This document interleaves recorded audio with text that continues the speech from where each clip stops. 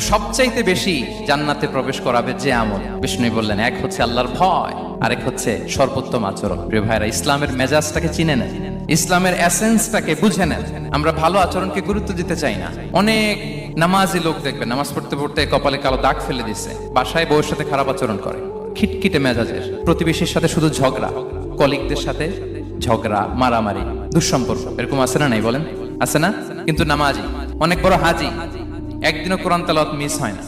তো এত আবাদত করেও সে ইসলামের আসল এসেন্সটাকে ধরতে পারেনি। বিষ্ণু বললেন, সবচেয়ে বেশি জান্নাতে প্রবেশ করাবে যে দুটি আমল, একটি হচ্ছে তাকওয়াল্লাহ, আল্লাহর ভয়, আরেকটি হচ্ছে উত্তম আচরণ, সর্বোত্তম আচরণ। তো আমরা যেন উত্তম আচরণের অধিকারী হই, আমার স্ত্রীর সাথে যেন ভালো আচরণ করি, প্রতিবেশীর সাথে যেন ভালো আচরণ করি, ছেলে মেয়েদের সাথে যেন আমাদের অ্যাটিটিউডটা ভালো থাকে, আচরণটা ভালো থাকে, কলিগের সাথে যেন ভালো থাকে। বিশ্বনবীর আচরণ যেমন ছিল তেমন আচরণ যেন আমরা গড়ে তুলতে পারি। আওয়াজ করে পড়ুন আমিন। শুনানে আবু দাউদের এক